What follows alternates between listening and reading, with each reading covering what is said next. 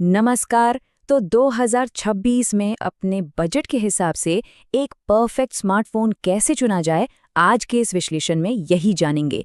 और यकीन मानिए, इसे समझने के बाद ये पूछने की ज़रूरत शायद ही पड़ेगी कि 15,000, 25,000 या फिर 30,000 में कौन सा फ़ोन सबसे अच्छा है। सच कहूं तो 2026 का साल स्मार्टफोन्स के लिए थोड़ा मुश्किल होने वाला है, क्योंकि कीमतें सच में आसमान छूने वाली हैं। मतलब सही फोन चुनना पहले से कहीं ज्यादा मुश्किल और महंगा होता जा रहा है।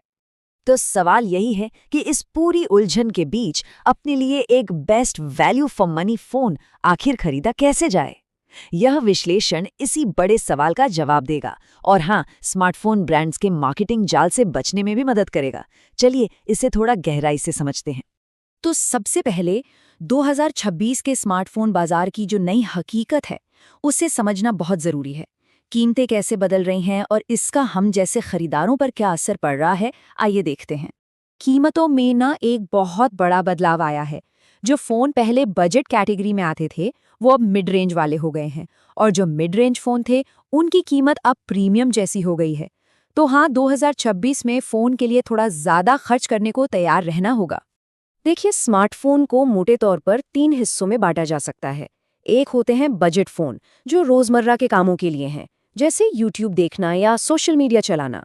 फिर आते हैं मिड रेंज फोन, जहां परफॉर्मेंस, कैमरा और बैटरी का एक अच्छा बैलेंस मिलता है। और आखिर में फ्लैगशिप, जिसमें भाई हर फीचर एकदम टॉप ऑफ द लाइन होता है। किसी भी फोन को खरीदने का सबसे पहला और सबसे जरूरी कदम है अपना बजट तय करना। ये एक ऐसा फैसला है जो आगे की पूरी खोज को एक सही दिशा देगा। अगर बजट क्लियर है तो कंफ्यूजन अपने आप खत्म हो जाता है। अक्सर ऐसा होता है ना कि हम 20,000 का बजट लेकर दुकान पर जाते हैं और सेल्स पर्सन हमें 25,000 या 30,000 का फोन बेच देते हैं। बस इसी जाल में फंसने से बचना है। अच्छा, बजट तो तय हो गया। अब अगला कदम है टेक्निकल स्पेसिफिकेशंस को समझना। तो चलिए देखते हैं कि किन चीजों पर ध्यान देना सबसे ज्यादा जरूरी है। डिस्प्ले, ये वो चीज है जिस पर हमारा सबसे ज्यादा समय जाता है। तो इस चार्ट को देखिए। 2026 में अगर 15,000 रुपए से ऊपर का फोन खरीद रहे हैं, तो उसमें एमोलेड डिस्प्ले और 120 हर्ट्ज रिफ्रेश रेट का कॉम्बो होना ही चाहिए। हाँ, 15,000 से कम के बजट फोन में आईपीएस डिस्प्ले भी चल जाएगा। और एक बहुत जरूरी चीज जिसे लोग अक्सर नजरअंदाज कर देते हैं, वो है TUV राइनल्ड सर्टिफिकेशन। ये सर्टिफिकेशन पक्का करता है कि फोन से निकलने वाली जो खतरनाक ब्लू लाइट है, वो कम हो। इससे आंखें भी सुरक्षित रहती हैं और सिर दर्द जैसी दिक्कतें भी नहीं होती। 2026 में अगर कोई सिर्फ मेगापिक्सल देखकर कैमरा फोन खरीद रहा है, तो ये एक बहुत बड़ी भूल हो सकती है। ये एक आम मार्केटिंग ट्रैप है, खासकर ऑफलाइन बाजार में। सुना होगा 108 MB कैमरा है या 200 MB कैमरा वाला फोन। तो असल बात यह है कि सिर्फ मेगापिक्सल से अच्छी तस्वीरें नहीं आती। 3 चीजें हैं जो इससे कहीं ज्यादा मायने रखती हैं। पहला, सेंसर की क्वालिटी, जैसे कि सोनी का सेंसर। दूसरा, OIS यानी ऑप्टिकल इमेज स्टेबलाइजेशन, जो हाथ हिलने पर भी फोटो को धुंधला नहीं होने देता। और तीसरा, एक टेलीफोटो या पेरिस्कोप लेंस, जिससे बिना क्वालिटी गिराए दूर की चीजों की साफ फोटो ली जा सकती है। ये चार्ट साफ साफ दिखाता है कि किस कीमत पर क्या उम्मीद करनी चाहिए। 15 से 20,000 के बजट में OIS जरूरी है। 20 से 30,000 में OIS के साथ सोनी सेंसर भी होना ही चाहिए। और अगर एक असली कैमरा फोन चाहिए, तो कम से कम 25,000 रुपए का बजट रखना ही समझदारी है। अब परफॉर्मेंस पर आते हैं। प्रोसेसर के मुश्किल नामों में उलझने से अच्छा एक आसान तरीका है AnTuTu स्कोर। ये स्कोर फोन की ओवरऑल स्पीड को बस एक नंबर में बता देता है। ये चार्ट देखिए, ये चीज को और भी आसान बना देता है। 15,000 रुपए के बजट वाले फोन का स्कोर करीब 4 से 5 लाख होना चाहिए। 20,000 तक ये 7 से 8 लाख तक पहुंच जाना चाहिए। और अगर गेमिंग के लिए फोन चाहिए, तो AnTuTu स्कोर 10 लाख से ज्यादा होना ही चाहिए। बैटरी की बात करें तो 2026 में 5,000 mAh से कम बैटरी वाले फ़ोन से बचना ही बेहतर है। कोशिश ये होनी चाहिए कि 6,000 mAh या 7,000 mAh की बैटरी वाला फ़ोन मिले। सीधी सी बात है, जितनी ज़्यादा mAh उतना बेहतर। हार्डवेयर के अलावा भी कुछ ऐसी ज़रूरी चीज़ें हैं जिन पर ध्यान देना चाहिए।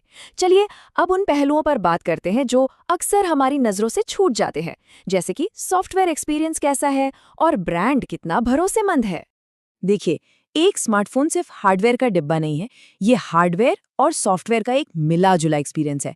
अगर हार्डवेयर बहुत तगड़ा है लेकिन सॉफ्टवेयर धीमा या खराब है तो पूरा मजा ही किरकिरा हो जाता है।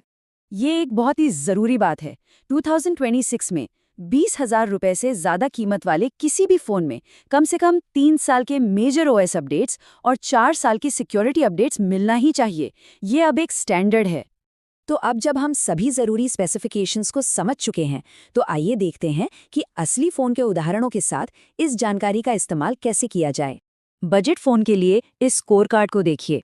एक फोन जैसे कि Redmi A7 इन सभी पैमानों पर फिट बैठता है। इसमें एक बड़ा LCD पैनल है और 6000 mAh की दमदार बैटरी है, जो इस कीमत पर एक बहुत अच्छी डील है। अब एक मिड रेंज का उदाहरण देखते हैं, जैसे Redmi Note 15 Pro Plus। इसकी खासियतें हैं 200 MP कैमरा और 120 Hz AMOLED डिस्प्ले। लेकिन यहाँ एक समझौता किया गया है, वो है UFS 2.2 स्टोरेज। इस कीमत पर UFS 3.1 जैसा तेज स्टोरेज बेहतर होता, क्योंकि उससे ऐप्स जल्दी खुलते और फाइल ट्रांसफर भी तेजी से होता, जिससे फ़ोन ज़्यादा स्मूथ महसूस होता।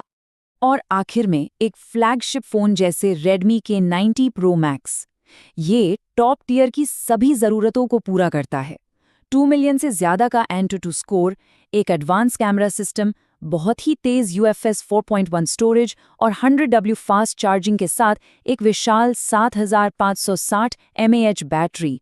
मतलब ये एक ज़बरदस्त पैकेज है। तो अब ये साफ हो गया है कि एक परफेक्ट फ़ोन में क्या-क्या देखना चाहिए। अब सवाल ये है कि अगला फ़ोन खरीदते समय कौन सा एक फीचर सबसे ज़्यादा ज़रूरी होगा, कैमरा, परफॉर्मेंस या फिर बैटरी? क्योंकि दिन के आखिर में सबसे अच्छा फ़ोन वही है जो हमारी ज़रूरतों को सबसे बेहतर तरीके से पूरा करे।